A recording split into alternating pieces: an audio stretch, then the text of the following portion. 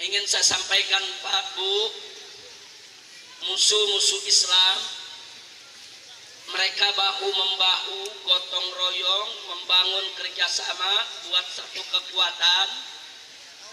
Di dalam 10 tahun terakhir ini mereka terus nekan-nekan pemerintah, saudara, supaya negara minta maaf kepada PKI. Apa itu PKI? Partai Komunis Indonesia.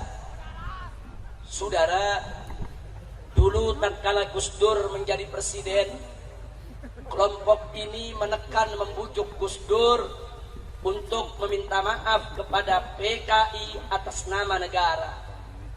Tapi alhamdulillah ketika itu ormas-ormas Islam bersatu. Puluhan ribu turun ke jalan melakukan aksi kepung istana, sehingga Gus Dur mengurungkan niatnya tidak jadi minta maaf kepada PKI. Begitu SBY menjadi presiden kemarin ini, saudara, lagi-lagi 10 tahun SBY menjadi presiden, 10 tahun SBY terus dibujuk, terus dirayu, terus ditekan agar SBY juga minta maaf kepada PKI. Tidak usah kaget, saudara, karena salah satu staf kepresidenan yang duduk di samping SBY dalam istana adalah seorang kader PKI. Namanya Andi Arief, saudara, yang dulu ikut mendirikan PRD, Partai Rakyat Demokratik. Ya, di zaman Orde Baru dia dikejar-kejar karena menyebarluaskan paham komunis. Tapi di zaman SBY justru diangkat menjadi staf ahli kepresidenan, saudara. Dan tahun 2004, saudara, supaya Anda tahu bahwa kelompok ini berhasil mendorong pemerintah, saudara, untuk apa? Jadi mendorong pemerintah 2004 sampai 2006 di awal kepemimpinan SBY supaya pemerintah mengajukan rancangan undang-undang KKR. Apa itu KKR? KKR itu adalah Komisi Kebenaran dan Rekonsiliasi. Tapi alhamdulillah, lagi-lagi ormas-ormas Islam bersatu, partai-partai Islam bersatu. RUU tersebut kita gagalkan bersama, saudara. Kenapa? Sebab kalau RUU tersebut dijadikan undang-undang, maka satu, negara harus minta maaf kepada PKI. Dua, kalau negara minta maaf kepada PKI, berarti PKI tidak bersalah, saudara. Tiga, kalau PKI tidak bersalah, berarti PKI harus direhabilitasi. Empat, kalau PKI harus direhabilitasi, berarti PKI harus mendapat kompensasi, ganti rugi, dan seluruh aset yang pernah disita oleh negara harus dikembalikan. Semua korban PKI yang berjatuhan harus diberikan ganti rugi, saudara. Sekurang-kurangnya satu orang PKI harus dibayar dengan 1 miliar rupiah, saudara. Sampai tahun 1965 anggota PKI di Indonesia berjumlah 3 juta orang, saudara. Ya, Anda bisa bayangkan 3 juta orang, kalau keluarganya sekarang keturunannya harus menerima ganti rugi satu orang 1 miliar, maka negara harus membayar 3.000 triliun untuk PKI, saudara. Artinya kalau PKI mendapatkan kompensasi 3.000 triliun, PKI bisa membangun kembali partainya menjadi partai besar, partai kuat, dan dia bisa beli suara rakyat supaya di pemilu yang akan datang masyarakat memilih PKI, saudara. Saya mau tanya jujur, masyarakat di kampung-kampung, di daerah-daerah, bahkan di perkotaan, masih banyak tidak yang suaranya bisa dibeli? Masih banyak tidak yang suaranya bisa dibeli? Kalau satu orang PKI dikasih ganti rugi 1 miliar, yang 500 juta diambil, yang 500 juta dibagi-bagi orang satu kampung, saudara. Kira-kira besok PKI dipilih tidak? Hati-hati, saudara. Enggak sampai di situ. Ada yang lebih berbahaya, saudara. Lalu negara minta maaf kepada PKI, kalau PKI dinyatakan tidak bersalah, kalau PKI mendapatkan rehabilitasi, kalau PKI mendapatkan kompensasi, saudara, maka berarti dulu yang memerangi PKI mereka semua bersalah, saudara. Siapa dulu yang memerangi PKI? Pertama yang memerangi PKI dulu adalah ulama, baik dari Masumi maupun dari Nahdlatul Ulama, saudara. Dan yang kedua adalah umara, khususnya adalah tentara, saudara. Jadi kalau PKI dinyatakan tidak bersalah, berarti yang bersalah Masumi, berarti yang bersalah NU, berarti yang bersalah TNI, saudara. Kurang ajar tidak? Enggak sampai di situ, saudara. Enggak sampai di situ. Kalau PKI dinyatakan tidak bersalah, berarti saudara NU dan Bansernya bersalah. Tolong dicatat baik-baik. Dulu orang-orang tua kita, kakek-kakek kita, baik di Masumi maupun di NU maupun di Banser, saudara, mereka turun ke jalan, mereka perang melawan PKI, saudara. Ya, mereka dengan darah mereka lawan PKI, saudara, untuk menyelamatkan negara kesatuan Republik Indonesia jangan sampai dikomuniskan, saudara. Orang-orang tua kita yang dulu memimpin Banser, yang dulu memimpin NU, saudara, sekarang usia mereka sudah sepuh, mereka sekarang pimpinan pondok-pondok pesantren, saudara. Ya, kalau PKI dinyatakan tidak bersalah, NU bersalah, Kiai bersalah, Banser bersalah, berarti ulama-ulama kita yang saat ini memimpin pondok pesantren harus diseret ke pengadilan hak asasi manusia dengan tuduhan melakukan kejahatan perang, saudara. Saya tanya, biadab tidak?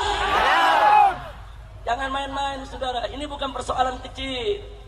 Ini bukan persoalan kecil. Maka itu alhamdulillah rancangan undang-undang KKR dibatalkan oleh DPR dan tidak dibahas pada tahun 2004-2006, saudara.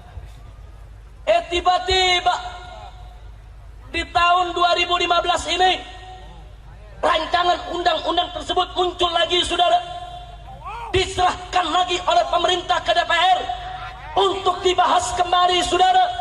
Makanya saat ini ada isu, saudara, rumor yang sangat kuat dan santer, saudara, bahwa tokoh-tokoh kader PKI, tokoh-tokoh liberal saat ini sedang menekan, membujuk Presiden Jokowi supaya tanggal 15 Agustus meminta maaf kepada PKI atas nama negara, saudara.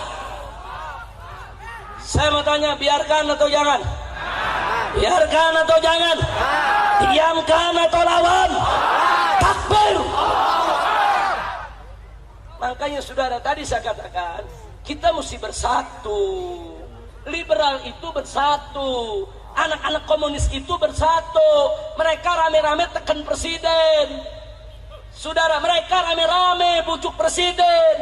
Makanya umat Islam jangan pecah belah. Umat Islam harus bersatu padu, saudara.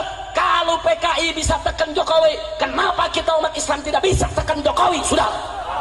Kalau komunis liberal bisa membujuk presiden, kenapa kita umat Islam tidak bisa membujuk presiden?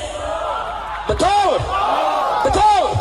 Kalau mereka, saudara, orang-orang liberal dan kiri bisa masuk ke istana, menguasai istana untuk mempengaruhi presiden, kenapa kita tidak bisa masuk ke istana untuk mempengaruhi presiden? Selamatkan negara dari pengaruh komunis, saudara. Takbir. Begitu saya tanya, siap berjuang tidak? Siap berjuang tidak? Tapi ada problem, saudara. Apa problemnya? Banyak anak-anak muda Indonesia sekarang nggak tahu PKI, saudara. Kecuali santri yang belajar di pesantren yang diajarkan sama kiainya. Loh, kenapa begitu? Mari kita lihat.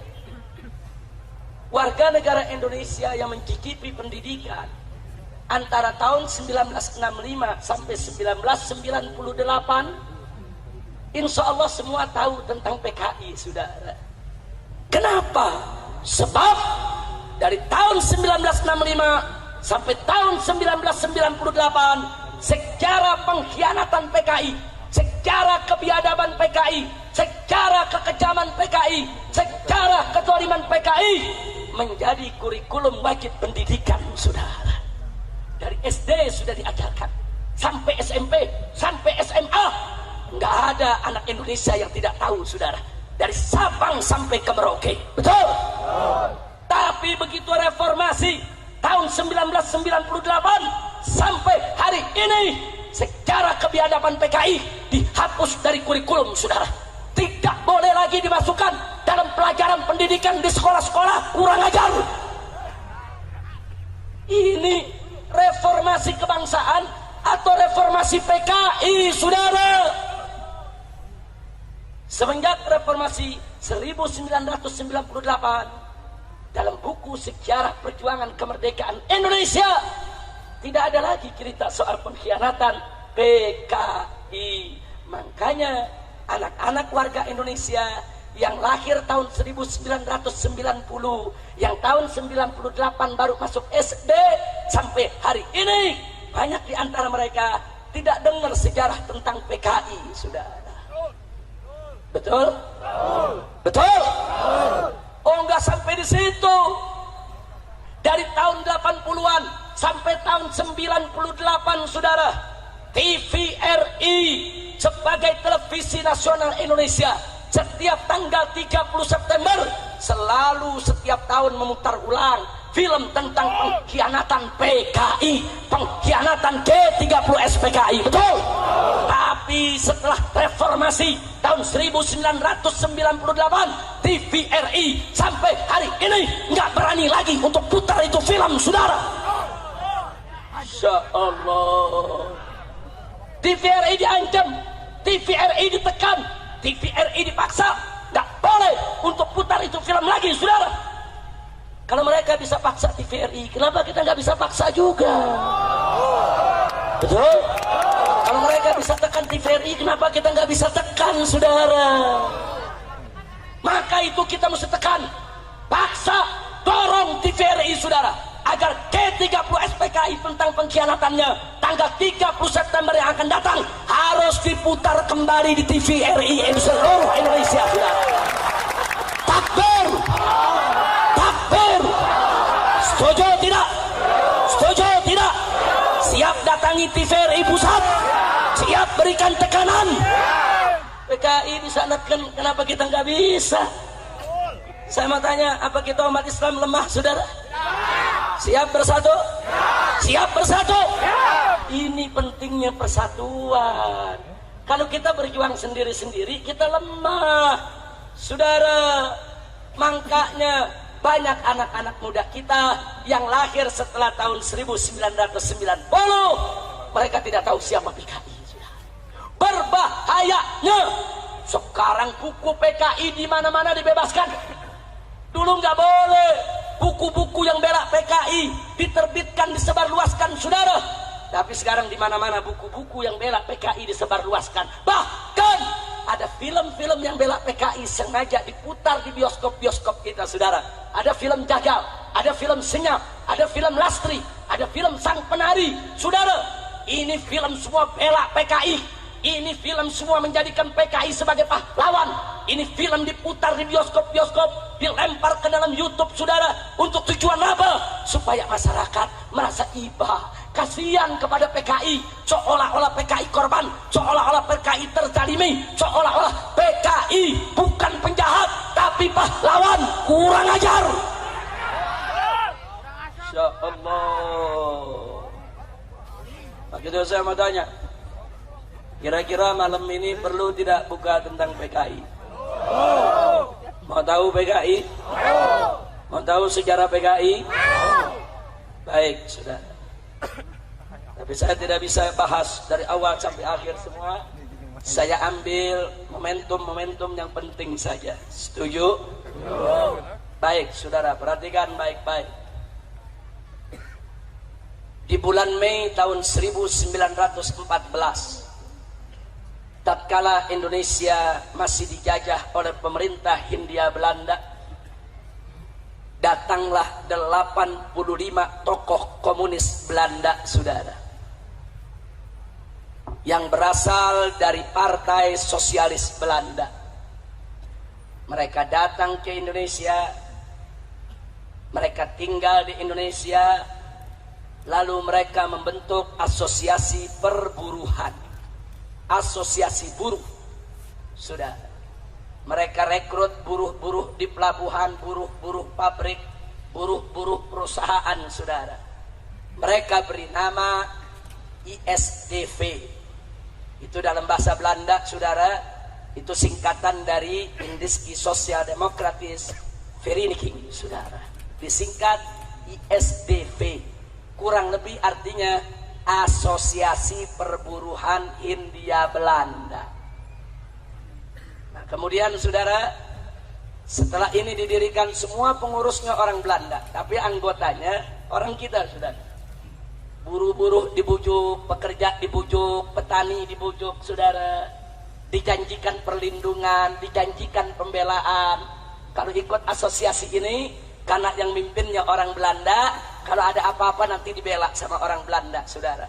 Banyak buruh dan petani yang tidak paham, sekedar ingin cari selamat, sekedar ingin dapat fasilitas, mereka masuk ke ISDV, saudara. Kira-kira sampai di sini jelas tidak? Ini tahun 1914. Makin hari makin kuat, makin hari makin banyak buruh yang ikut ISDV, saudara. Lalu di tahun 1917, saudara, orang-orang Belanda komunis ini yang dipimpin oleh Henk Sneevliet, ketua ISDV, saudara, mereka provokasi buruh, mereka provokasi buruh pabrik, buruh pelabuhan, buruh perusahaan, buruh perkebunan untuk melakukan pemogokan sekaligus kerusuhan massal, saudara. Mereka bikin kerusuhan, bakar pabrik, bakar perkebunan, saudara. Untuk apa, saudara? Tidak lain dan tidak bukan, ISDV menuntut pemerintah Hindia Belanda untuk menolak sistem kapitalis dan menerapkan sistem komunis. Jadi di Belanda itu ada dua kekuatan, ada kekuatan kapitalis, ada kekuatan komunis, saudara. Mereka mau ganti kapitalis, harus dirubuhkan, ganti dengan pemerintahan komunis, saudara. Kira-kira jelas tidak? Hati-hati, catat baik-baik. Saat itu ISDV melakukan kerusuhan sosial terhadap Belanda bukan untuk kemerdekaan Republik Indonesia. Saya ulangi sekali lagi, bukan untuk kemerdekaan Republik Indonesia. Mereka hanya bikin kerusuhan sosial untuk menggulingkan pemerintahan kapitalis Belanda menjadi pemerintahan komunis Belanda, saudara. Artinya kerusuhan itu hanya untuk kepentingan komunis Belanda, hanya untuk kepentingan PKI Belanda, bukan untuk kemerdekaan Republik Indonesia. Kira-kira jelas tidak? Kenapa ini perlu saya garis bawahi? Sebab anak-anak PKI yang ada saat ini di mana-mana sesumbar. Dulu kami pejuang, dulu PKI berontak kepada Belanda. Dulu tahun 1917 kami berontak, kami bakar pabrik, kami bakar perkebunan, kami bakar itu perusahaan. Kami pejuang-pejuang yang berani, kami pahlawan. Banyak anak muda kita yang tidak paham, percaya kalau PKI pahlawan, saudara. Saya mau tanya, tadi kerusuhan itu terjadi, saudara, untuk kemerdekaan Indonesia bukan? Untuk kemerdekaan Indonesia bukan? Bukan. Untuk kepentingan komunis. Begitu mereka bikin kerusuhan, akhirnya tokoh-tokoh komunis Belanda tersebut ditangkap oleh pemerintah Hindia Belanda dan dikembalikan ke negeri Belanda, saudara. Kecuali beberapa gelintir orang-orang Belanda yang dianggap tidak terlibat dalam kerusuhan. Sisanya semua dipulangkan, termasuk Henk Sneevliet, ketua ISDV, saudara. Tapi ISDV nggak dibubarkan oleh Belanda, saudara. Kenapa nggak dibubarkan? Sebab Belanda lihat ini anggotanya udah banyak ada di mana-mana. Sayang kalau dibubarkan. Tapi Belanda ingin ambil alih agar Belanda bisa menguasai para buruh dan para petani, saudara. Singkat cerita, masuk tahun 1920, saudara. Atau saya ingatkan dulu, masuk tahun 1920, ISDV menggelar kongres di Semarang, Jawa Tengah, dan mengganti nama menjadi Perserikatan Komunis di Hindia Belanda yang disingkat PKH, Perserikatan Komunis Hindia Belanda, saudara. Jadi artinya di tahun 1920 dia keluarkan warna aslinya, saudara, bahwa mereka adalah Perserikatan Komunis, Perhimpunan Komunis, Paguyuban Komunis. Kira-kira jelas tidak? Jelas tidak? Lalu siapa yang memimpinnya? Ketika itu ada dua orang Indonesia yang dijadikan pemimpin. Pertama adalah Semaun dari Surabaya, yang kedua adalah Darsono dari kota Solo, saudara. Padahal dua orang ini, maaf Pak Bu ya, sebelumnya ikut Sarekat Islam. Nah, Sarekat Islam pada saat ISDV didirikan kerjasama dengan Sarekat Islam, karena Sarekat Islam kira ini cuma asosiasi buruh, saudara, nggak ada kaitan dengan komunis. Alasan kedua, karena ISDP anti kapitalis, Sarekat Islam juga anti kapitalis, punya musuh bersama, sama-sama anti kapitalis, saudara. Makanya dia gabung. Tapi saudara, begitu 1920 ISDV mengganti nama menjadi Perserikatan Komunis Hindia, bubar. Sarekat Islam nggak mau lagi untuk bersatu dengan mereka, saudara. Sarekat Islam yang saat itu dipimpin oleh HOS Cokroaminoto, Haji Omar Said Cokroaminoto, menolak untuk kerjasama lagi dengan PKI, saudara. Alhamdulillah. Tapi ingat, saat itu namanya belum PKI, saudara. Namanya masih PKH. 1914 namanya ISDV. 1920 berubah menjadi PKH, Perserikatan Komunis Hindia Belanda, saudara. Lalu tahun 1924, saudara, akhirnya Perserikatan Komunis Hindia Belanda mengganti nama lagi. Kali ini namanya adalah Partai Komunis Indonesia, yang disingkat PKI. Kira-kira jelas tidak? Jadi kalau begitu sebelum jadi PKI awalnya apa namanya? ISDP. Tahun 1914, kemudian 1920 berubah jadi apa? PKH. Kemudian 1924 berubah jadi PKI.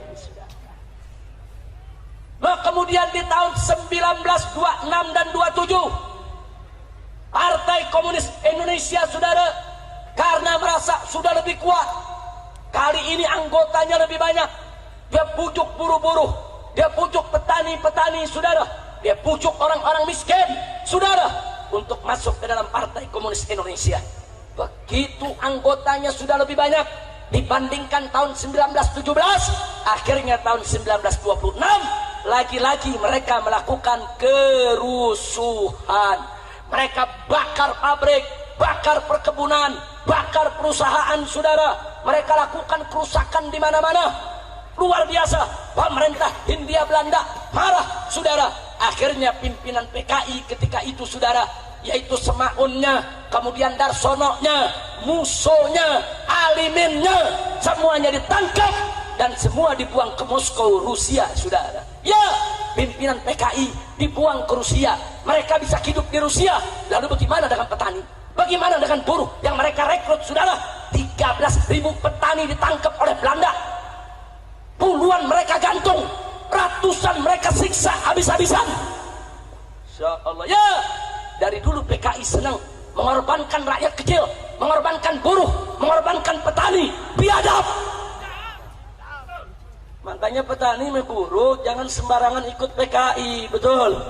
Saya tanya, buruh dan petani yang ikut PKI kesian tidak? Kesian tidak? Ditolimi tidak? Ditipu tidak? Akhirnya PKI dibubarkan oleh Belanda, saudara. 1924 PKI dibubarkan oleh Belanda. 13.000 petani buruh ditangkap dan dibuang ke tanah merah di Papua, Irian sana, saudara. Puluhan digantung oleh Belanda di jalan-jalan, saudara. Yang dibunuh oleh Belanda, yang digantung oleh Belanda, petani-petani kecil, buruh-buruh kecil. Tapi pimpinan-pimpinannya musuh, saudara, Alimin, saudara, pimpinan-pimpinan kelas kakapnya semua dipindahkan ke Moskow, ke Rusia, saudara. Kira-kira sampai di sini jelas tidak? Sekarang saya mau tanya, berarti kerusuhan sosial yang terjadi di tahun 1924, yang ketika itu PKI bikin kerusuhan, tujuannya apa? Tujuannya ingin ambil alih pemerintahan kapitalis Hindia Belanda menjadi pemerintahan komunis Hindia Belanda. Jadi saya mau tanya sekali lagi, berarti tujuan PKI untuk kemerdekaan Indonesia bukan? Nah, jadi PKI jangan ngaku-ngaku dulu, saudara. Anak-anak muda PKI sekarang ngaku, oh kami pahlawan, kami pejuang. Dulu 2 kali kami berontak kepada Belanda, 1917, 1927. Bohong. Mereka tidak melakukan pemberontakan untuk kemerdekaan Republik Indonesia, saudara. Dusta. Mereka ketika itu, saudara, hanya diperalat oleh tokoh-tokoh komunis Belanda, saudara. Untuk apa? Menggulingkan pemerintahan kapitalis Hindia Belanda agar berganti menjadi pemerintahan komunis Hindia Belanda. Saudara, buktinya, saudara, di tahun 1924 ketika PKI dideklarasikan, saudara, dulu yang bangun pertama kali yang bernama Henk Sneevliet yang dipulangkan oleh Belanda ke Belanda resmi mewakili PKI untuk menghadiri Kongres Komunisme Internasional di Moskow, saudara. Seluruh tokoh komunis Belanda menjadi anggota PKI dan mewakili PKI hadir Kongres Komunis di Jerman, Kongres Komunis di Cina, Kongres Komunis di Moskow, Uni Soviet, saudara. Ya, PKI telah menjadi jaringan komunis internasional sejak tahun 1924, saudara. Makanya tahun 1927 begitu dia melakukan huru-hara, dibubarkan oleh pemerintah Hindia Belanda, saudara. Kenapa? Sebab pemerintah Hindia Belanda adalah pemerintahan kapitalis yang bekerja sama dengan Amerika Serikat dan tidak mau berkiblat kepada Cina maupun Uni Soviet, saudara. Kira-kira jelas tidak? Nah, sekarang saya mau tanya sekali lagi, kalau gitu PKI berontak kepada Belanda untuk kemerdekaan Indonesia bukan? Untuk kemerdekaan Indonesia bukan? Kalau begitu petani dan buruh saudara dikorbankan tidak? Kalau begitu PKI jahat tidak? Zalim tidak? Biadab tidak? Takbir! Sallu ala Nabi. Saya berhenti dulu sampai di sini. Kira-kira jelas tidak lahirnya PKI? Jelas lahirnya PKI? Baik, bagian kedua. Bagaimana PKI balik lagi, saudara? Begitu dilarang, musuh dibuang ke Rusia, Alimin dibuang ke Rusia, saudara. Mereka tidak berani untuk balik ke Indonesia karena Belanda masih berkuasa. Begitu kita merdeka, tanggal 17 Agustus 1945, saudara, begitu kita merdeka, siapa yang merumuskan kemerdekaan? Yang merumuskan kemerdekaan adalah tokoh-tokoh Islam dan tokoh-tokoh nasionalis. Tidak ada tokoh PKI, sudah. Tokoh-tokoh Islam, satu, Kiai Haji Wahid Hashim, pimpinan Nahdlatul Ulama. Dua, Kiai Haji Abdul Qahar Mudzakkir, pimpinan Muhammadiyah, saudara.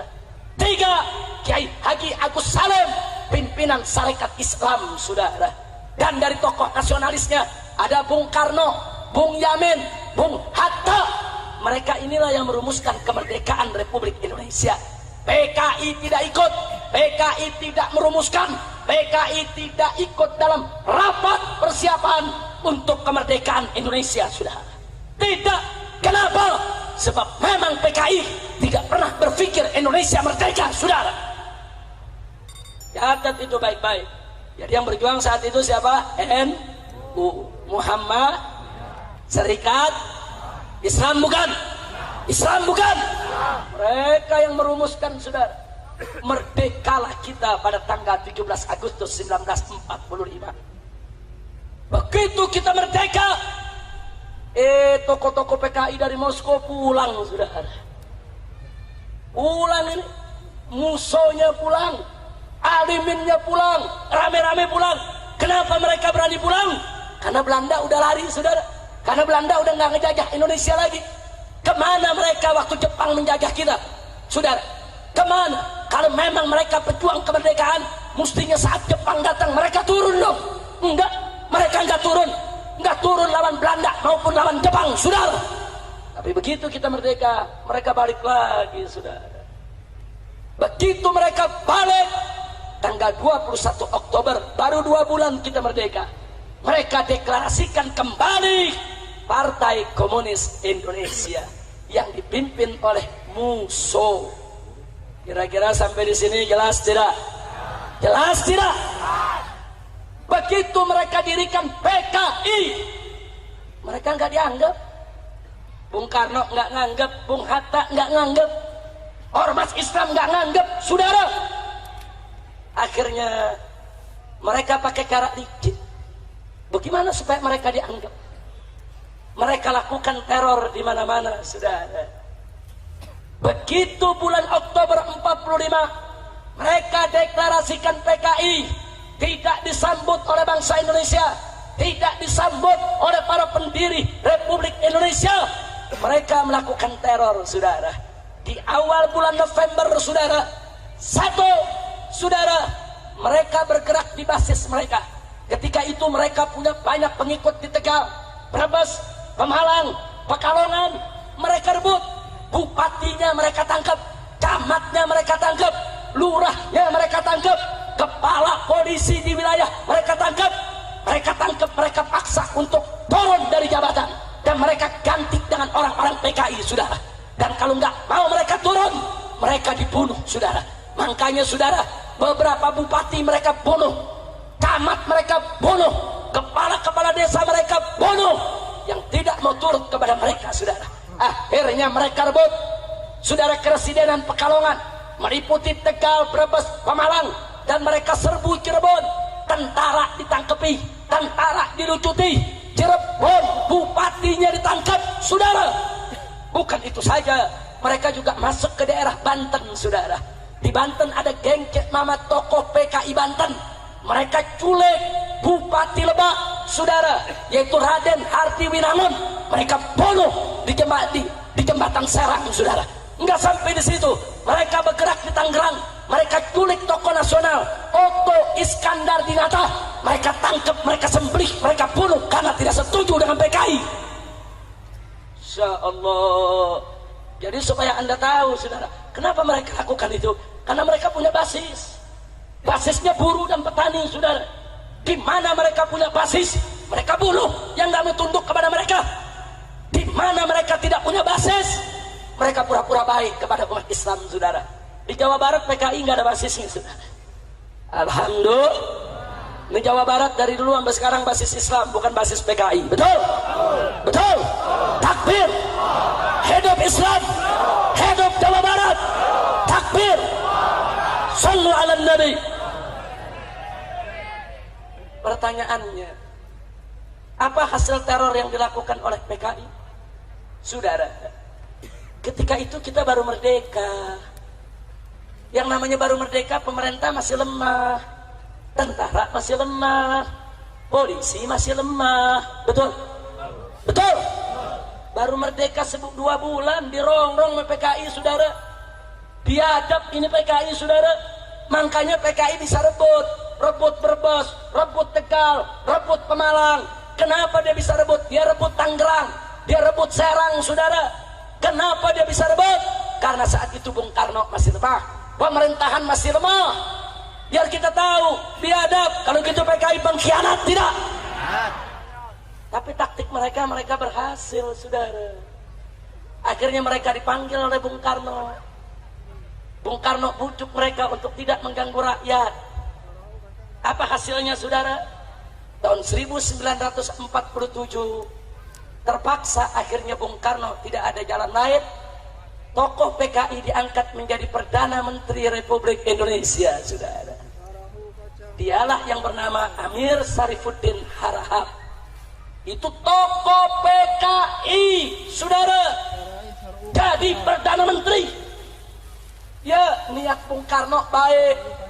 Kalau PKI dikasih tempat, PKI dibagi tempat di pemerintahan, dia nggak ngajak, dia nggak bunuh camat, nggak bunuh lurah, nggak bunuh bupati, Ini negara baru merdeka, saudara. Belum lagi Belanda ngancam mau balik, saudara, mau rebut lagi Indonesia, mau jajah Indonesia. Bung Karno bujuk PKI, Amir Syarifuddin jadi Perdana Menteri Republik Indonesia. Saya tanya, PKI licik tidak? Licik tidak? Jahat tidak? Sekarang mari kita lihat, lalu bagaimana begitu jadi Perdana Menteri? Begitu Amir Syarifuddin menjadi Perdana Menteri, dia tokoh PKI, saudara. Semua orang PKI dimasukkan ke dalam lini-lini pemerintahan. PKI dimasukkan ke tentara, PKI dimasukkan ke polisi, PKI dimasukkan ke perdana, ke bagian pegawai negeri sipil.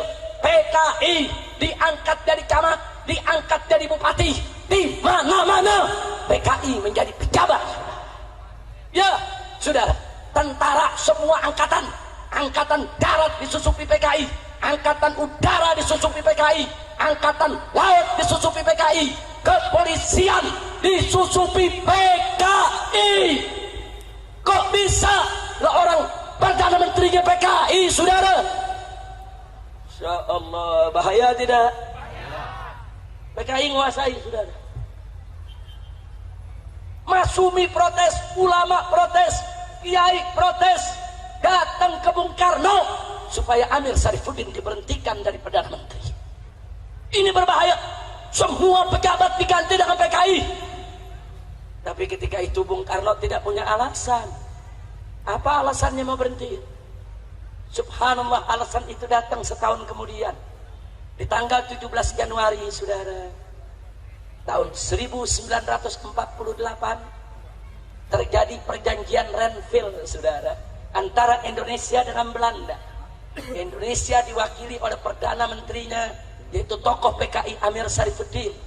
Dan apa hasilnya? Isi perjanjiannya merugikan Indonesia, menguntungkan Belanda, membuka pintu Belanda balik lagi ke Indonesia, saudara. Marah tokoh-tokoh Islam, marah para ulama, marah tokoh nasionalis. Rame-rame mereka datangi Bung Karno. Kompak saat itu nasionalis, saudara, dengan umat Islam, dengan para ulama. Dia tekan, dan akhirnya tanggal 23 Januari, cuma 5 hari setelah perjanjian Renville, 23 Januari 48, saudara, Amir Syarifuddin diberhentikan dari Perdana Menteri. Kabinetnya dibubarkan. Lalu siapa yang diangkat sebagai pengganti? Soekarno mengangkat Wakil Presiden Muhammad Hatta sebagai Perdana Menteri, saudara. Ya, kenapa Muhammad Hatta yang diangkat? Karena tokoh-tokoh Islam nasionalis minta Muhammad Hatta menyelamatkan Republik Indonesia dari PKI. Ya, Muhammad Hatta langsung ambil alih, saudara. Beliau jadi Perdana Menteri. Apa yang beliau lakukan, saudara? Begitu masuk bulan Mei, yang beliau lakukan adalah, saudara, beliau melaksanakan program RERA, rekonstruksi dan rasionalisasi. Artinya apa? Seluruh orang PKI yang ada di TNI, yang ada di pegawai negeri, yang jadi pejabat diberhentikan oleh Bung Hatta, saudara. Takbir. Berarti bagus tidak? Bagus tidak? Bagus tidak? Semua, saudara. Oh, mana kolonel-kolonel angkatan darat yang PKI? Diberhentiin. Mana brigjen-brigjen yang PKI? Saudara, diberhentikan. Akhirnya PKI marah, saudara. Marah. Tentara-tentara PKI nggak mau berhenti. Mereka marah. Mereka nggak mau keluar. Nggak mau keluar dari angkatan darat. Nggak mau keluar dari angkatan laut. Nggak mau keluar dari angkatan udara. Nggak mau keluar dari kepolisian. Nggak mau berhenti dari pejabat, saudara. Tetap diberhentikan. Lalu apa yang terjadi, saudara? Begitu diberhentikan, saudara, maka seluruh tokoh PKI yang masih ada di luar negeri, saudara, baik ada di Cina maupun Moskow, rame-rame turun ke Indonesia, saudara. Bulan Agustus 48 mereka gelar kongres untuk melawan Bung Hatta, saudara. Mereka merasa Bung Hatta sudah merusak segala rencananya. Agustus gelar kongres, saudara, dan hasilnya tanggal 5 September PKI secara terbuka mengumumkan, minta kepada Presiden Soekarno agar negara kesatuan Republik Indonesia berkiblat kepada Uni Soviet, saudara. Jadi PKI bilang Indonesia harus berkiblat kepada Soviet, Indonesia harus bersatu dengan Uni Soviet, Indonesia tidak boleh diatur oleh Amerika yang kapitalis, kita harus jadi negara sosialis, komunis. Dan keinginannya ditolak oleh Bung Karno, saudara. Begitu ditolak, lalu apa yang terjadi pada tanggal 10 September, saudara? Mari kita lihat 10 September, saudara. PKI mengumumkan di Madiun satu negara baru yang namanya adalah Negara Soviet Indonesia, saudara. Ditulis Negara Republik Soviet Indonesia. Dia deklarasikan, saudara, presidennya musuh, wakil presidennya Amir Sarifuddin, mantan Perdana Menteri Republik Indonesia, saudara. Dia umumkan. Setelah itu diberikan peringatan oleh Bung Karno, bubar, stop, nggak boleh ada negara dalam negara, saudara. Nggak, mereka nggak mau tahu, saudara. Lalu setelah itu apa yang terjadi? Mari kita lihat, saudara. Begitu mereka umumkan Negara Republik Soviet Indonesia, ulama-ulama di Madiun, pimpinan pondok pesantren di Magetan, di mana-mana yang tidak mau mengakui Negara Republik Soviet Indonesia, mereka serbu, mereka bunuh, saudara. Pesantren-pesantren mereka bakar, kiai-kiai mereka bunuh, saudara. Itu terjadi dari tanggal 10 September. Gubernur Jawa Timur mereka culik, mereka bunuh, saudara. Kepala Rumah Sakit Solo mereka culik, mereka bunuh. Kepala Kepolisian Madiun mereka culik, mereka sembelih, mereka bunuh, saudara. Itu terjadi dari tanggal 10 September, 11, 12, 13. Puncaknya, saudara, tanggal 17 September seorang ulama besar, Nahdlatul Ulama, Kiai Haji Sulaiman Suhdi Afandi, ditangkap dengan 108 santri dan ustadz, saudara. Mereka diseret, saudara, ke sebuah sumur di desa Koco, Kabupaten Magetan, disembelih satu-satu. 108 tokoh Islam dimasukkan ke dalam lubang sumur, dibunuh, saudara. Saya mau tanya, biadab tidak?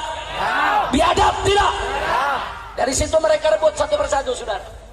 18 September, saudara, mereka rebut Madiun, mereka rebut Ponorogo, Pacitan, Rembang, Cepu, Purwodadi, Sukorejo, saudara, Magetan, semua kota-kota di Jawa Tengah direbut oleh mereka. Pertanyaannya, kenapa mereka bisa merebut? Mereka punya senjata, ada militer jadi PKI, saudara. Ada angkatan darat jadi PKI, ada angkatan laut jadi PKI, ada angkatan udara jadi PKI, ada polisi jadi PKI. Mereka punya senjata, mereka nggak mau berhenti dengan senjata mereka, saudara. Mereka rebut semua kota yang ada di Jawa Tengah. Allah, biadab tidak? Biadab tidak? Sampai di situ, saudara. Sepanjang 18 September sampai 21 September mereka bikin 2 ladang pembantaian. Satu di pabrik gula Gorang Garing, saudara, yaitu di Magetan. 2 di pabrik gula Alas Tua, saudara. Itu ratusan masyarakat mereka tarik, orang NU, Banser, Masumi, saudara, semua mereka tarik, mereka culik, dimasukkan dalam pabrik gula Gorang Garing. Mereka sembelih satu-satu, saudara. Saking banyaknya yang mereka bunuh, saking banyaknya yang mereka potong, itu banjir darah di dalam pabrik gula Gorang Garing. Itu tinggi darah lewat mata kaki, saudara. Biadab. Jangan bilang PKI pahlawan dulu, saudara. Kita punya datanya, kita punya faktanya, saudara. Dan masih ada saksi hidup, saudara, yang ngalami yaitu peristiwa tersebut. Kita punya foto-fotonya, saudara. Biadab. Dan mereka bikin 7 sumur yang mereka sebut sebagai sumur neraka, saudara. Setiap sumur ratusan mayat mereka jeburkan ke sana.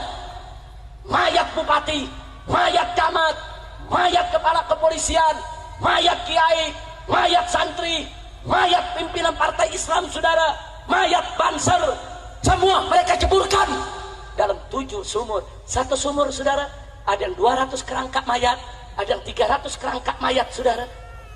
Biadab. Dan 7 sumur ada di Kabupaten Magetan. Tadinya itu nggak terungkap, saudara. Itu peristiwa terjadi tahun 48, nggak ada yang tahu. Keluarga pada nyari, keluarga bupati nyari, mana suami saya? Suami saya jadi bupati diculik oleh PKI, di mana dia? Santri-santri pada nyari, termasuk Kiai Haji Sulaiman Suhdi, pimpinan pondok pesantren. Saudara, pesantrennya dibakar, kiainya kemana? Semua santri nyari, saudara. Baru tahun 1950 beberapa orang-orang PKI yang ditangkap, akhirnya mereka insaf dan mereka yang nunjuki itu tempat, saudara. Mereka tunjuki di sana sumurnya, di sana sumurnya, karena sumur itu habis mereka masukkan mayat mereka tutup, saudara. Sumur tersebut mereka tutup, jadi orang nggak tahu kalau di situ ada sumur, saudara. Nah, baru bulan Januari tahun 1950 ribuan masyarakat Magetan, Madiun, Pacitan rame-rame turun ke sumur-sumur tadi, saudara. Mereka gali, mereka temukan ribuan mayat dari 7 kubur dan diidentifikasi, ketemu, oh ini Bupati Blora, oh yang ini Bupati Magetan, ketemu satu-satu, oh ini yang Kiai Sulaiman Suhdinya, saudara. Mereka sembelih semuanya, mereka masukkan dalam sumur. Saya tanya, biadab tidak? Biadab tidak? Takbir. Tapi alhamdulillah, ketika itu Bapak Panglima Besar Jenderal Sudirman, saudara, begitu Madiun dan semua kota di bulan September dikuasai oleh PKI, Tentara Republik Indonesia turun ke Madiun, saudara. Dari Jawa Barat Siliwangi turun, dari Jawa Timur, saudara, turun untuk mengepung PKI di Jawa Tengah, saudara. Ketika itu tentara nasional dari Siliwangi ribuan turun, saudara. Begitu juga dari Jawa Timur yang dipimpin oleh Kolonel Gatot Subroto, saudara. Atas perintah Panglima Besar Jenderal Sudirman, perang, saudara. 12 hari 12 malam tempur di kota Madiun, saudara. Dan akhirnya tanggal 30 September seluruh kota Madiun berhasil diambil alih pada pemerintah pusat melalui TNI Angkatan Darat yang pro pemerintah, bukan pro PKI, saudara. Takbir, takbir. Lalu PKI keluar dari Madiun, oh mereka marah. Lalu apa yang mereka lakukan, saudara? 30 September mereka keluar, tanggal 4 Oktobernya, saudara, seluruh tawanan mereka bunuh, saudara. Ribuan tawanan yang mereka tawan dari Madiun, Magetan, Pacet, Wonorogo, Wonogiri, Ponorogo, saudara, Sukorejo, Surakarta, semua yang mereka tawan mereka bunuh karena mereka marah kepada TNI. Kenapa mereka kalah? Dibunuh. Mereka terus didesak, saudara. Baru akhir November seluruh Jawa berhasil dikuasai, PKI berhasil dikalahkan, saudara. Alhamdulillah. Saya mau tanya, kalau begitu PKI pejuang atau pengkhianat? Pejuang atau pecundang? Pejuang atau pengkhianat? Pejuang atau penjahat? Selesai bulan November 48 PKI diatasi, masuk bulan Desember Belanda datang, saudara. Agresi militer kedua. Jadi kita dirongrong oleh PKI, bukan PKI pejuang. Dia merongrong Republik. Hampir kita kalah dari Belanda.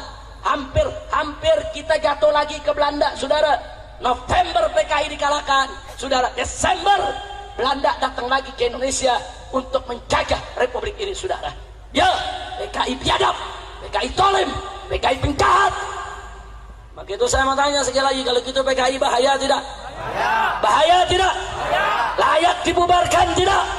Takbir. Akhirnya bulan Oktober Musso ketangkap, Amir Syarifuddin ketangkap dan dieksekusi mati, saudara. Tapi saudara, Soekarno terlalu penuh belas kasih. Soekarno tetap tidak mau bubarkan PKI, saudara. Semua tokoh minta kepada Bung Karno keluarkan dekret bubarkan PKI. Dia sudah membunuh ribuan orang, membunuh pejabat, membunuh jenderal, membunuh tentara, membunuh kiai, membunuh santri. Saya tanya, patut tidak dibubarkan? Layak tidak dibubarkan? Tapi Soekarno nggak mau bubarin. Apa kata Soekarno? Itu kan kesalahan segelintir orang. Itu kan yang salah Musso sama Alimin. Itu kan yang salah cuma Amir Syarifuddin. Yang lain jangan disalahkan. Akhirnya saudara, PKI tidak dibubarkan. Nah, semenjak saat itu PKI diambil alih oleh DNID, saudara. Musuh selesai, mati sudah. Sekarang masanya Dipo Nusantara. DNID itu kepanjangan Dipo Nusantara Aidit, saudara. Dia dengan nyoto mengambil alih PKI. Lalu bagaimana cara dia bangkit? Kali ini karena Soekarno yang tidak mau bubarkan mereka rangkul Bung Karno, saudara. Mereka rangkul Bung Karno, mereka deketi Bung Karno, mereka puji-puji Bung Karno, bahkan seluruh program Bung Karno mereka dukung. Sampai Bung Karno sayang kepada mereka, saudara. Supaya Anda tahu, akhirnya saudara, tahun 51 mereka mulai mengkonsolidasikan diri. Dan tahun 55 PKI resmi ikut pemilihan umum pertama di Indonesia, saudara. Dan mengejutkannya, PKI menang 4 besar, saudara. Berarti saya tanya, berarti PKI setelah berontak ternyata yang milih masih banyak ya? Jawab yang kompak, masih banyak yang milih tidak? Masih banyak yang milih tidak? Menjadi 4 besar setelah PNI, Masumi, NU, PKI, saudara. 4 besar partai menang di Indonesia, saudara. Salah satunya adalah PKI. Sudah berontak, sudah ngebunuh, dimaafkan, sampai boleh ikut pemilu, jadi 4 besar, saudara. Lalu apa yang terjadi, saudara? Begitu menang pemilu dan Soekarno makin dekat dengan PKI, PKI makin disayang oleh Bung Karno, saudara. Walaupun Bung Karno bukan PKI, saudara, tapi Bung Karno disayang oleh PKI dan sayang kepada PKI, saudara. Akhirnya ulama-ulama marah. Di bulan September tahun 1957 digelar Kongres Ulama se-Indonesia di Palembang, Sumatera Selatan, saudara.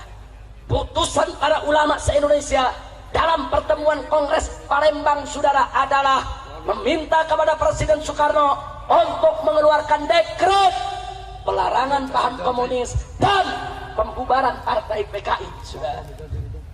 Ini ulama udah kompak, dari NU-nya, dari semuanya, saudara, kumpul. Ini ulamanya, ini bukan organisasi yang kumpul, ulama. Lalu bagaimana sikap Bung Karno? Bung Karno menolak, saudara. Bung Karno tidak mau membubarkan PKI. Lalu apa yang terjadi setelah itu, saudara? Ya, karena Bung Karno tidak mau bubarkan PKI, akhirnya ada segelintir tokoh Islam bersama tentara-tentara nasionalis di Sumatera. Mereka marah kepada Bung Karno, saudara. Mereka koreksi pemerintahan Soekarno, mereka berontak, mereka dirikan PRRI, Pemerintahan Revolusioner Republik Indonesia. Sebetulnya PRRI itu, saudara, itu pemberontakan tujuannya untuk lawan PKI, untuk menjauhkan Bung Karno dari PKI, untuk menyelamatkan Indonesia dari PKI. Hanya saja PRRI konsolidasinya nggak kuat ke bawah. Kalau PKI kuat ke bawah, saudara. Akhirnya pemberontakan PRRI berhasil dipadamkan oleh Bung Karno. Lalu apa yang terjadi setelah itu, saudara? Itu tahun 57, 58, saudara. Akhirnya masuk tahun 60, PKI memprovokasi Bung Karno. Bung Karno punya ide, kalau Indonesia mau damai, kalau Indonesia mau jaya, nasional, agama, dan komunis harus bersatu. Jadilah politik Nasakom, saudara. Dia keluarkan Nasakom. Ya, ketika itu NU ikut mendukung Nasakom, PNI mendukung Nasakom, PKI nomor 1 dukung Nasakom. Masumi tidak mendukung, saudara. Karena Masumi tidak mendukung, di tahun itu juga Masumi dibubarkan oleh Bung Karno, saudara. Masumi itu partai Islam terbesar saat itu, saudara. Partai Islam terbesar, Majelis Syuro Muslimin Indonesia, saudara, dibubarkan. Kemudian di tahun 63 1963, saudara, PKI memprovokasi lagi Bung Karno supaya ganyang Malaysia. Kenapa diprovokasi supaya perang lawan Malaysia, saudara? Kenapa? Ada apa? Ada dua tujuan. Sebab PKI bekerja sama dengan Partai Komunis Malaysia untuk menyatukan Indonesia Malaysia menjadi negara komunis Malindo Malaysia Indonesia.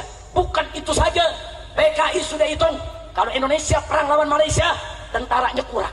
Nah, kalau tentara kurang, maka PKI minta supaya buruh dan tani dipersenjatai. Likik PKI, saudara.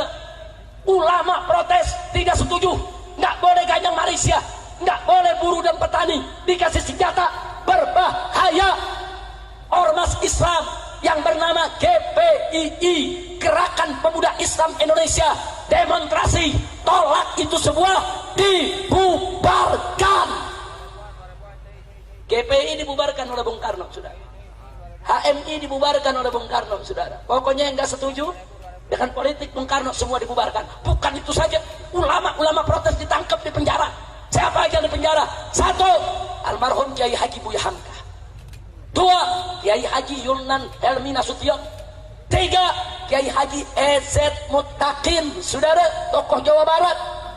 Kemudian Kiai Haji Soleh Iskandar, saudara.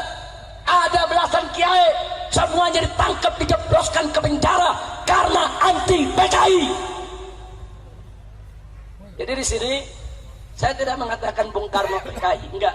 Bung Karno posisinya lemah, PKI-nya kuat. Saya tanya, berarti PKI kuat tidak? Jujur, PKI berarti kuat tidak?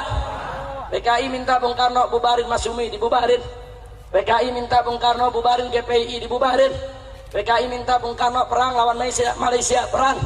PKI minta kepada Bung Karno, saudara, untuk minta apa lagi dengan Bung Karno? Yaitu minta kepada Bung Karno, saudara, supaya kiai-kiai, ulama-ulama yang anti politik Nasakom ditangkap semua, saudara. Berarti saya mau tanya, berarti PKI kuat tidak? Kuat tidak? PKI kuat saat itu, saudara. Oh, dahsyat kekuatan PKI, saudara.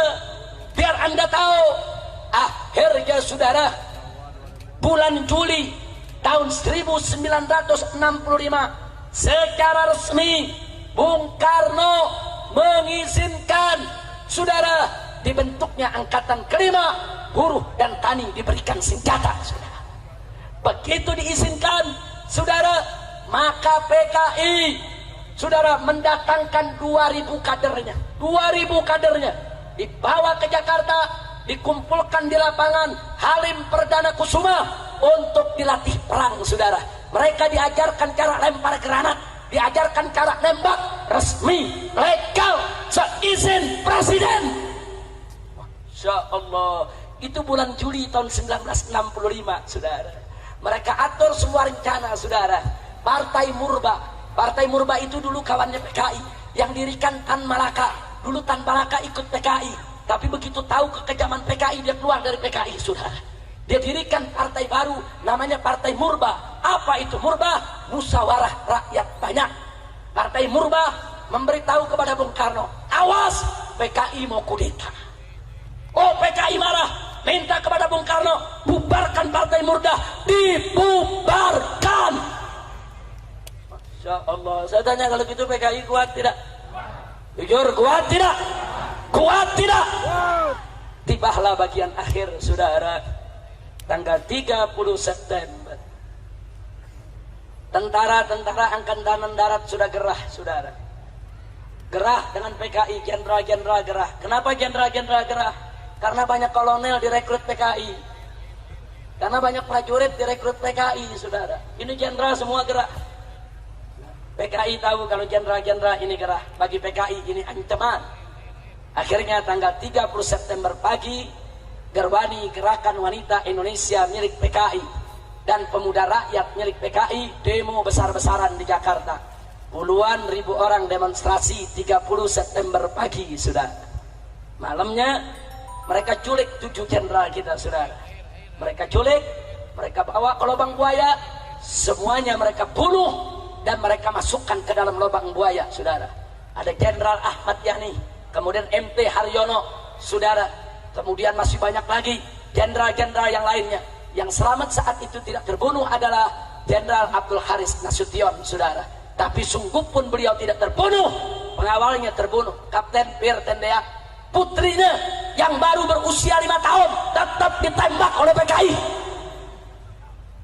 Anak kecil, perempuan baru usia 5 tahun ditembak, saudara, luka parah. Beberapa hari kemudian anak tersebut mati. Itulah Ade Irma Nasution, saudara. Saya tanya sekali lagi, biadab tidak? Biadab tidak? Biadab tidak? Kalau nggak sampai di situ, di Yogyakarta Brigjen Katamso mereka tangkap, mereka bunuh, saudara. Kolonel Sujono, saudara, di Yogyakarta juga mereka bunuh. Bahkan ada polisi, ajudan inspektur polisi Karasat Tubun yang menjaga rumah wakil perdana menteri bersebelahan dengan rumah Jenderal Ahmad Abdul Haris Nasution, juga mereka tembak malam itu, saudara. Begitu selesai mereka bunuh, sudah besoknya tanggal 1 Oktober Radio Republik Indonesia mereka kuasai, saudara. PKI mengumumkan hari ini telah dibentuk Dewan Revolusi baru mengambil alih kekuasaan. Dan liciknya mereka supaya rakyat tidak marah, apa mereka bilang? Soekarno tetap presiden kita. Licik, jahat, saudara. Tapi ketika itu, saudara, TNI Angkatan Darat, saudara, jenderal-jenderalnya terbunuh. Tinggal ada, yaitu Abdul Haris Nasution dalam keadaan shock, luka, karena berusaha lari menyelamatkan diri dari sergapan PKI, saudara. Dan ketika itu, saudara, ada Letnan Jenderal Soeharto yang diminta oleh kawan-kawannya segera untuk pimpin TNI Angkatan Darat, saudara.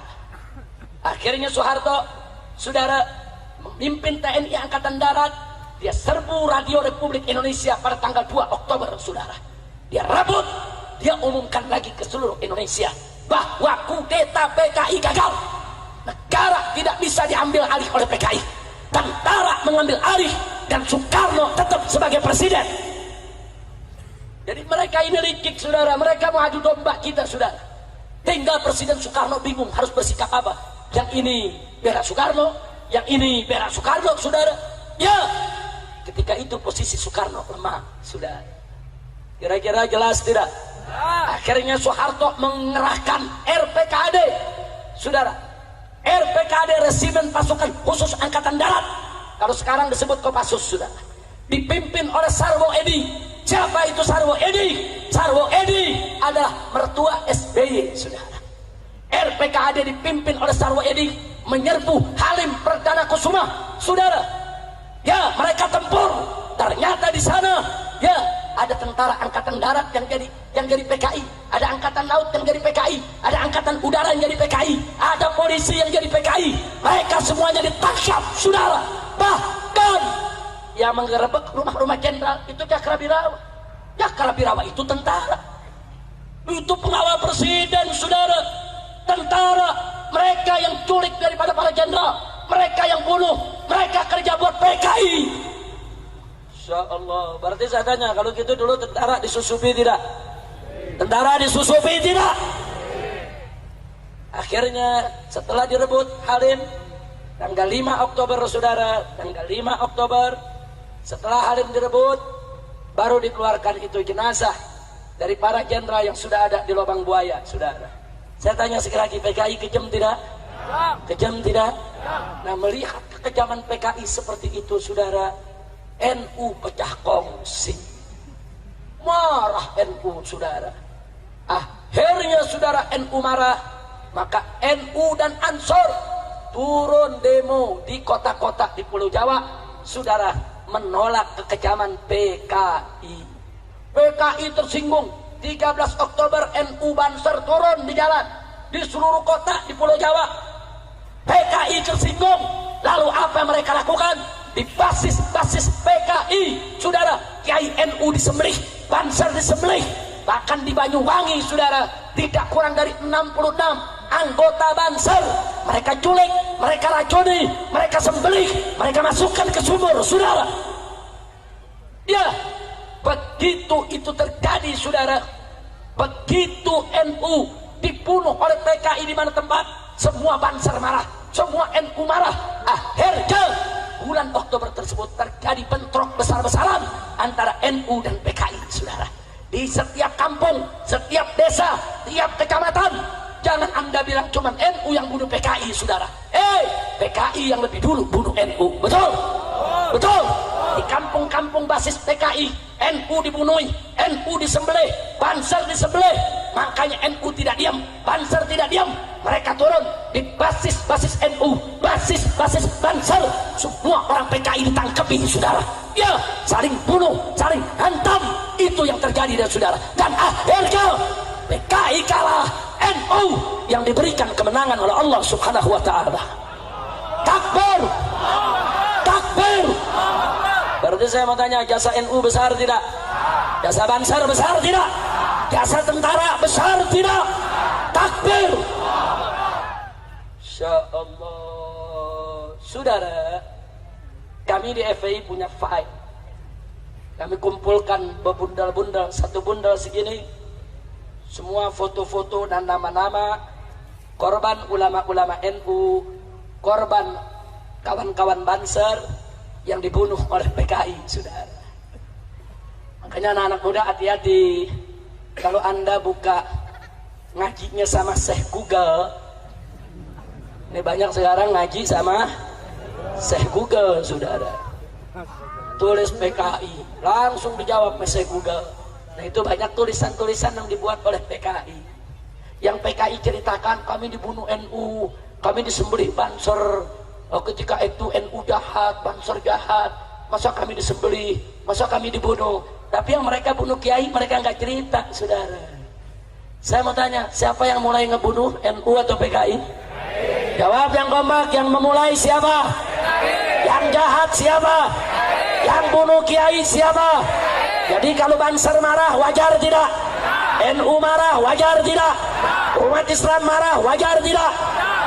PKI membunuh, dibunuh lagi, wajar tidak? PKI membunuh kiai, dibunuh oleh masyarakat, wajar tidak? Takbir. Jadi jangan kaget, PKI bunuh satu kiai, Banser bunuh 1000 PKI. Satu kiai harganya 1000 musuh, saudara. Bagus tidak? Malah bukan 1000, mestinya 1.000.000. Ya, Masya Allah. Kira-kira jelas tidak? Jelas tidak? Nah, sekarang mereka balik cerita. Mereka bilang NU yang jahat, ulama itu yang jahat, kami korban, kami pejuang. Mereka putar balik. Apa mereka bilang? Tuh yang jahat Soeharto, tuh yang jahat Orde Baru, tuh yang jahat NU, tuh Banser. Kalau kami ini cuma korban. Makanya jangan mau diputar balikin fakta. Begitu saya tanya sekali lagi sebelum saya akhiri, saudara, kalau begitu udah jelas belum cerita PKI? Malam ini sudah saya sampaikan, jelas tidak? Jelas tidak? Jadi kesimpulannya, PKI itu pejuang atau pecundang? Pejuang atau pecundang? Pejuang atau penjahat? PKI itu berjuang untuk kemerdekaan tidak? Untuk Indonesia atau untuk Uni Soviet? Untuk Indonesia atau untuk Uni Soviet? Kalau begitu PKI berjasa tidak kepada Indonesia? Siapa yang memulai membantai, saudara? Siapa yang bunuh ulama? Siapa yang bunuh kiai? Siapa yang bunuh santri? Siapa yang bunuh tentara? Siapa yang bunuh jenderal? Siapa yang bunuh polisi? Takbir. Kalau begitu, kalau PKI dibubarkan oleh TAP MPRS nomor 25 tahun 66, wajar tidak? Bagus tidak? Setuju tidak? Jadi kalau besok PKI mau bangkit lagi, biarkan atau lawan? Biarkan atau ganyang? Siap lawan PKI? Siap ganyang PKI? Siap habisi PKI? Takbir. Sallu ala Nabi. Ada yang nanya, Habib, lalu bagaimana dengan anak-anak PKI sekarang yang tidak mengusung ideologi PKI? Kan Islam kan ngajarin gak ada dosa keturunan. Kan yang salah bapaknya, yang salah kan orang-orang tuanya. Nah, terus anak-anaknya bagaimana sekarang? Apa kita musuhi juga? Jawabnya, saudara, hei anak-anak keluarga PKI, dosa ayah-ayahmu, dosa orang tuamu, bukan dosamu. kullu mauludin yuladu alal fitrah. Setiap anak dilahirkan dalam keadaan fitrah. Nah, karenanya kalau kau sudah tahu betapa orang tuamu dulu salah jalan, tersesat jalan, terjebak oleh ideologi jahat, sadari, insafi, jangan kau ikuti itu kesalahan. Betul? Nah, karena itu saya setuju kalau anak-anak PKI jangan dilarang, jangan dikebiri hak politiknya, hak ekonominya, hak budayanya. Jangan. Saya nggak setuju kalau mereka dimusuhi, saudara. Jangan. Tapi syarat, mereka jangan lagi memperjuangkan PKI. Betul? Mereka jangan lagi memperjuangkan ideologi komunis. Betul? Betul? Jadi kalau anak-anak PKI tadi sadar, tobat, ngaji, masuk pesantren, jadi ustadz, jadi santri, jadi laskar, ikut NU, ikut Muhammadiyah, ikut FPI, ikut Persis, nggak ada yang nolak orang bertobat. Betul? Betul? Setuju tidak? Kalau begitu saya mau tanya, Islam itu indah tidak? Penuh rahmat tidak? Penuh cinta tidak? Jadi anak-anak PKI yang nggak salah kita nggak musuhin. Yang kita musuhi anak-anak PKI yang nggak tahu diri. Betul? Udah tahu orang tuanya biadab, kejam, salah, dia mau bangun lagi tuh PKI. Saudara, dia mau tutup itu kesalahan, dia mau salahin ulama. Yang begini kita nggak diemin. Betul? Saya mau tanya, kalau anak-anak PKI yang tahu diri, saudara, siap kita rangkul? Siap kita rangkul? Kalau yang nggak tidak tahu diri, siap kita sikat? Takbir! Ada satu tuh anak PKI, namanya Ripka Ciptaning, saudara. Dia jadi anggota DPR RI. Dia masuk lewat PDIP, saudara. Bahkan sekarang ini menjadi ketua salah satu komisi di DPR RI. Bagi kita nggak apa-apa. Silakan masuk PDIP. Silakan jadi anggota DPR RI. Tapi jangan lagi ngusung PKI. Betul? Saudara, begitu dia jadi anggota dewan, duduk, dia karang buku. Apa bukunya? Yang pertama dia kasih judul, Aku Bangga Jadi Anak PKI. Enggak sampai di situ, dia bikin lagi, saudara. Buku kedua, judulnya Anak PKI Masuk Parlemen. Dia mengeledek umat Islam. Kurang ajar tidak? Kurang ajar tidak? Dia mau masuk PDIP, silakan. Dia mau jadi anggota dewan, silakan. Nggak boleh kita kebiri hak politik dia, hak sosial dia, hak budaya dia. Islam nggak ngajarkan kita dosa turunan, betul? Tapi syarat, jangan coba-coba usung lagi ideologi PKI, saudara. Nah, kalau dia udah masuk PDIP, PDIP sudah baik, menyediakan tempat, mengantarkan dia untuk jadi anggota dewan, saudara. Tahu-tahu dia usung lagi, itu ideologi PKI. Kurang ajar tidak? Kurang ajar tidak? Saya mau tanya, yang begini biarkan atau sikat? Biarkan atau lawan? Takbir! Sallu ala Nabi. Sampai di sini jelas tidak? Paham semua? Alhamdulillah. Ini jam berapa nih? Cerita PKI bisa sampai subuh. Masya Allah. Tapi paling tidak saya minta ke panitia yang merekam daripada ceramah saya pada malam hari ini, sebarkan biar masyarakat tahu, saudara, khususnya anak-anak muda kita. Betul? Jangan sampai kita lang. Nah, sebagai penutup, saat ini indikasi kebangkitan PKI sudah jelas. Satu, kurikulum tentang pengkhianatan PKI dihapus dari kurikulum pendidikan. Betul? Dua, film G30 SPKI yang biasanya tiap tahun diputar di TVRI saat ini nggak diputar lagi. Betul? Saya tanya, itu indikasi bukan? Itu tanda-tanda bukan? Tanda-tanda PKI bangkit, saudara. Yang ketiga, saudara, anak-anak PKI sudah mulai masuk parlemen, ada yang jadi penasehat presiden dan masih ngusung ideologi PKI. Berarti indikasi bukan? Indikasi. Yang keempat, mereka sedang menggelontorkan rancangan undang-undang KKR untuk pemutihan dosa PKI. Berarti rancangan undang-undang tadi indikasi bukan? Indikasi bukan? Indikasi, saudara. Nggak sampai di situ. PKI saat ini udah berani bikin yayasan, namanya Yayasan Penelitian Korban, yaitu peristiwa 65, yaitu YPKP 65. saudara. Jadi mereka sebut diri mereka korban, bukan penjahat. Mereka di korban, korbannya ulama, korbannya Umar. Mereka bikin itu yayasan, saudara. Dan yayasan ini didukung oleh Komnas HAM, didukung oleh LSM liberal, saudara, untuk saudara menekan presiden agar presiden minta maaf kepada PKI. Berarti indikasi bukan?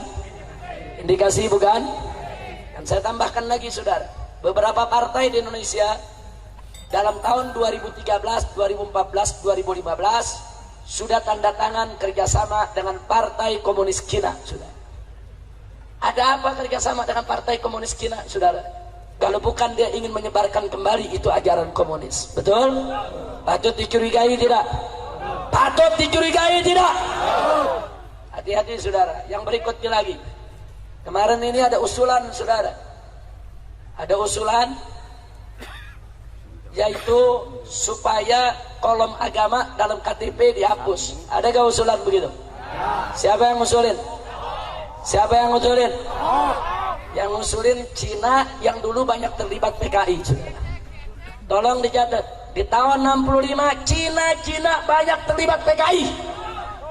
Cina banyak ikut PKI. Cina banyak bela PKI. Dan sekarang yang ngusulin supaya kolom agama dari KTP dihapus adalah Cina, yang patut diduga kalau dia punya kaitan dengan PKI, saudara. Saya tanya, kalau begitu indikasi bukan? Indikasi bukan? Baik, saudara, adanya rumor presiden mau minta maaf kepada PKI, indikasi PKI bangkit tidak? Nah, kalau gitu saya mau tanya, ini adanya indikasi PKI bangkit, kita biarkan atau kita lawan? Biarkan atau lawan? Siap lawan kebangkitan PKI? Takbir! Takbir! Sallu ala Nabi. Ingat, PKI militan. Dulu PKI waktu bergerak, dia berani kulik gubernur, dia berani bunuh gubernur. Dia berani culik bupati, dia bunuh bupati. Dia berani culik kiai, dia bunuh kiai, saudara. Militan. Maka itu saya minta umat Islam gak boleh kalah militan dengan PKI. Betul? Betul?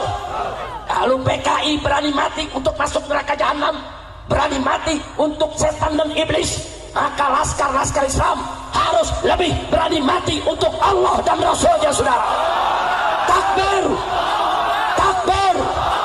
Siap lawan PKI. Takbir. Begitu saya undang Anda semua, saudara. Tanggal 17 Agustus, hari Senin yang akan datang, saudara, Dewan Pimpinan Pusat Front Pembela Islam akan menggelar Milad FPI yang ke-17 di Jakarta.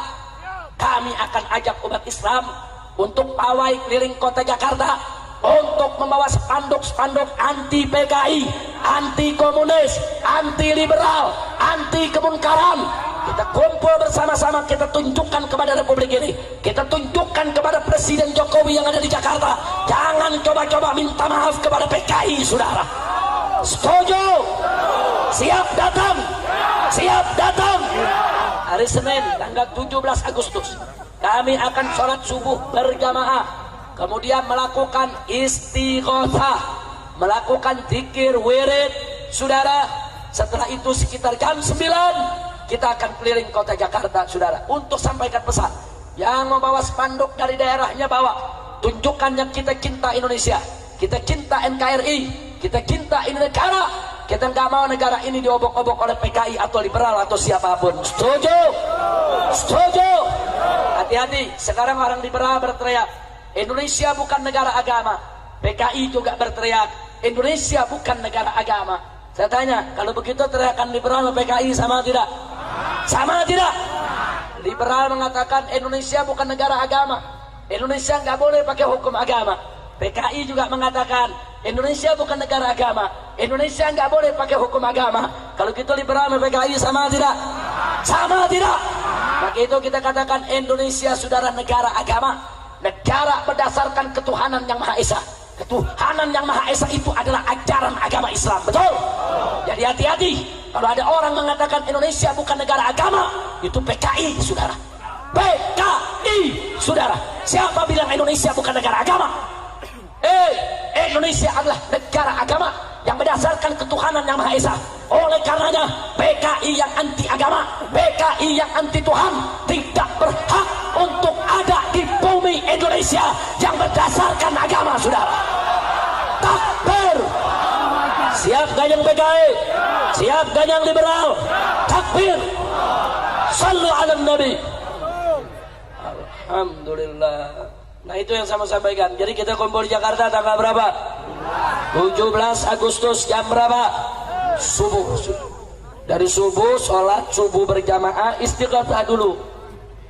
Buat apa istighatsah? Mohon pertolongan Allah, insya Allah. Tapi bagi mereka yang ingin lebih, maka kami juga mengadakan parade tauhid tanggal 16 Agustus.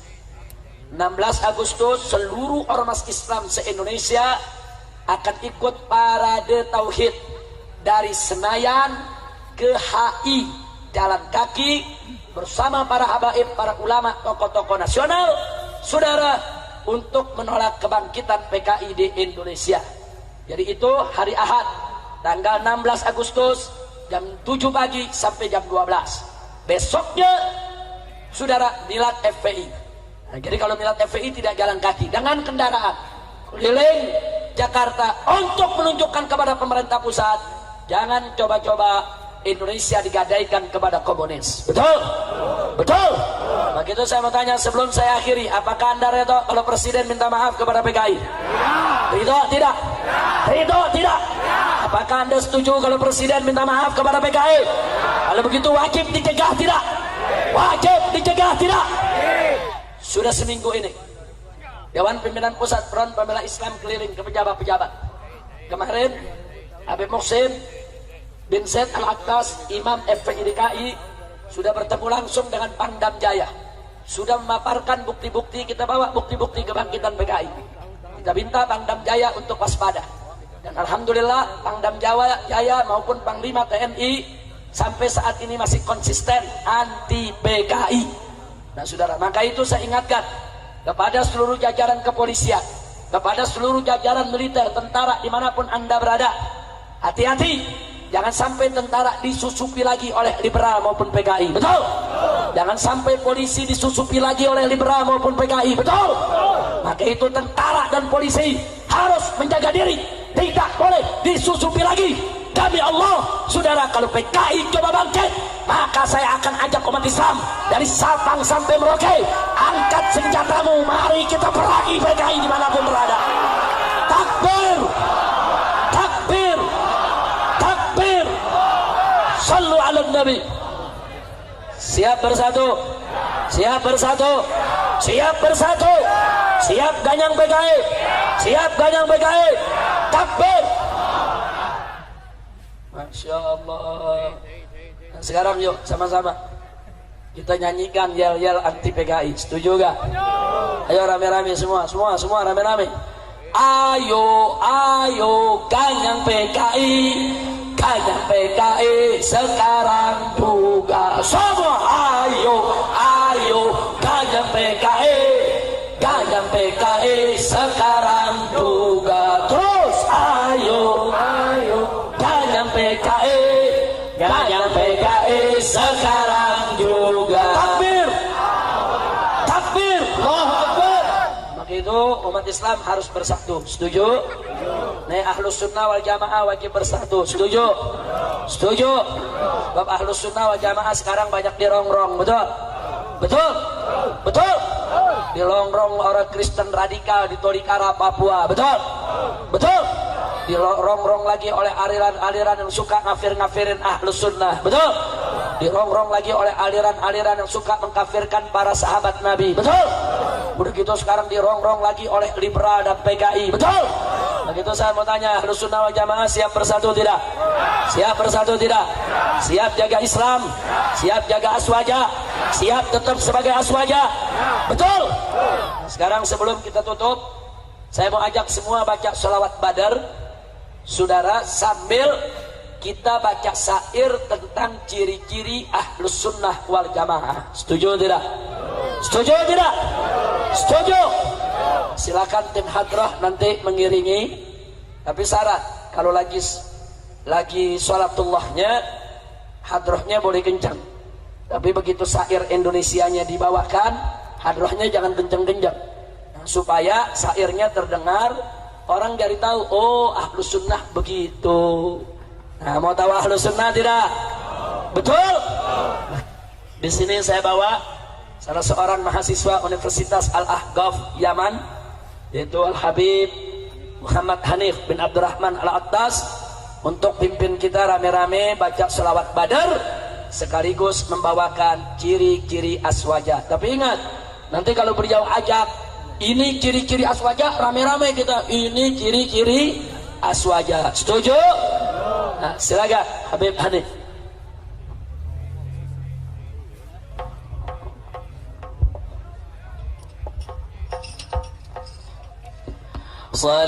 Salatullah salamullah ala taha rasulillah.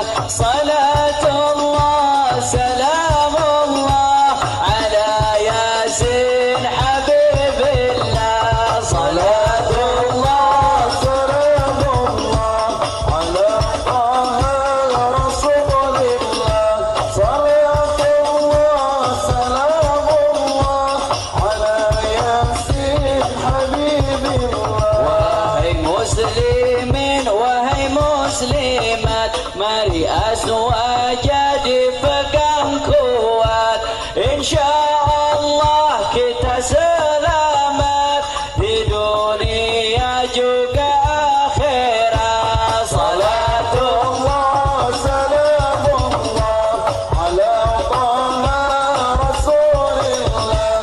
Salatullah salamullah ala yasin habibillah. Dua madhab aqidah sunni, mayoritas ikut Asy'ari, banyak juga yang Maturidi. Inilah ciri-ciri azwaja.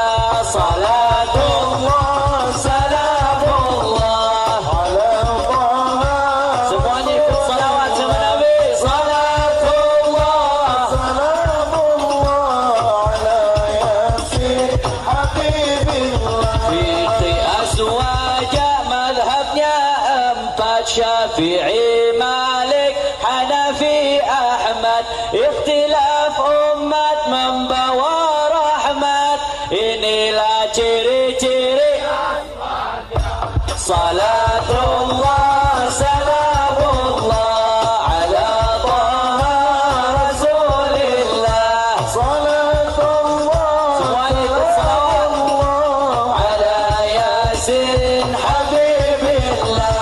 Rukun iman 6 jumlahnya, rukun Islam 5 bilangannya, yang ketiga ihsan namanya. Inilah ciri-ciri salatullah salamullah ala taha rasulillah. Allah salatullah salamullah ala yasin habibillah.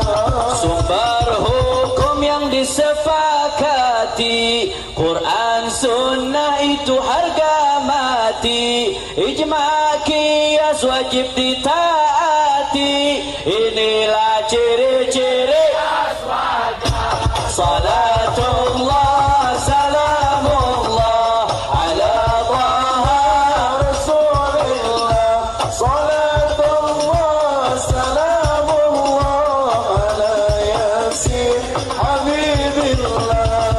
Ayat sifat harus ditanzih, tafwid ta'wil dengan jiwa bersih, tolak tegas tajsim dan tashbih. Inilah ciri-ciri salatullah salamullah ala taha rasulillah. Salatullah salamullah ala yasin habibillah. Karamah wali adalah fakta, siksa kubur juga realita. Sirat dan mizan bukanlah dusta. Inilah ciri-ciri salat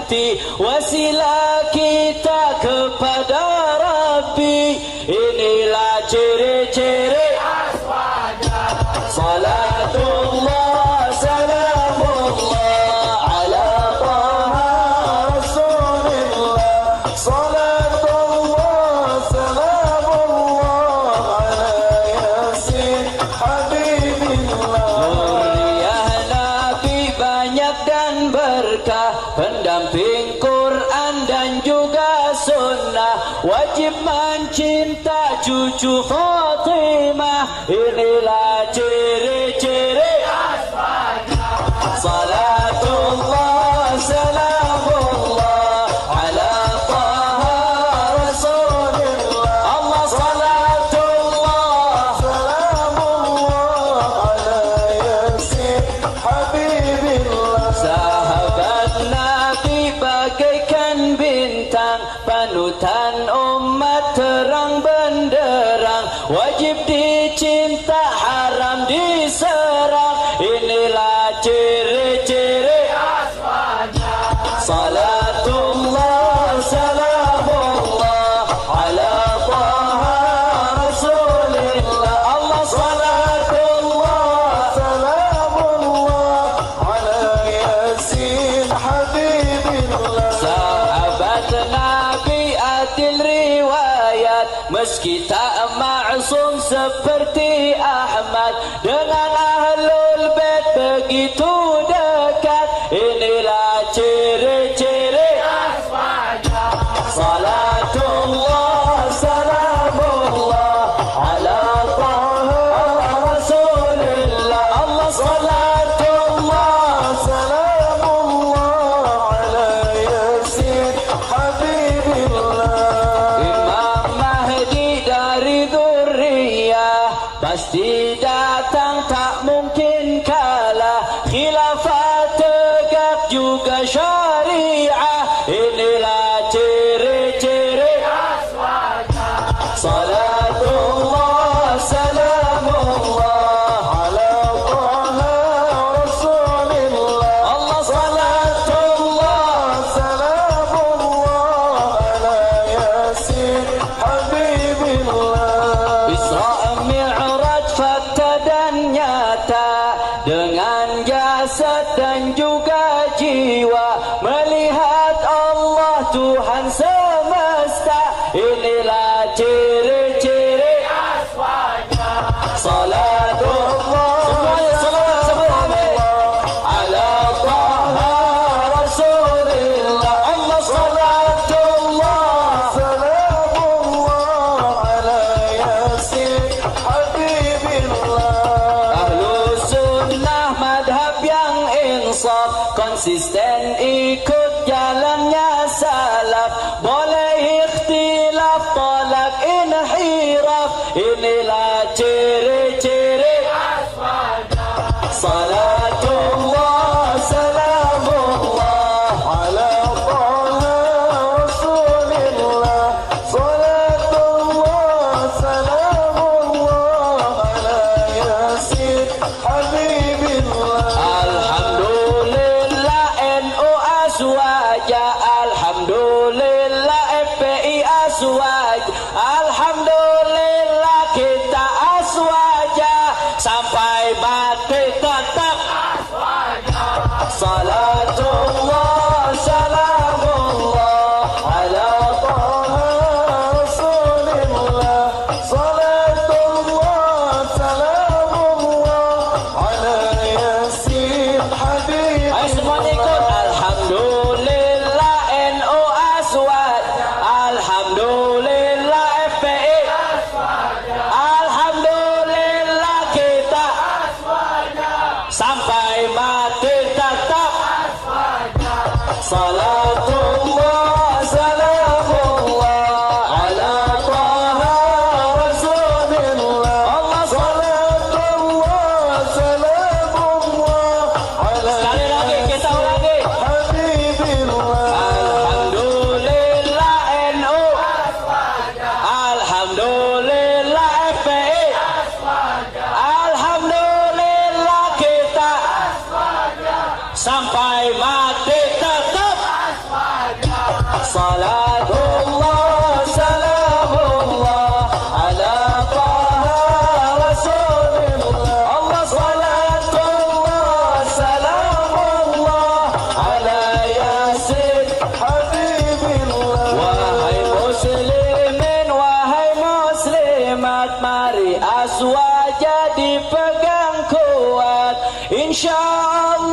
kita selamat di dunia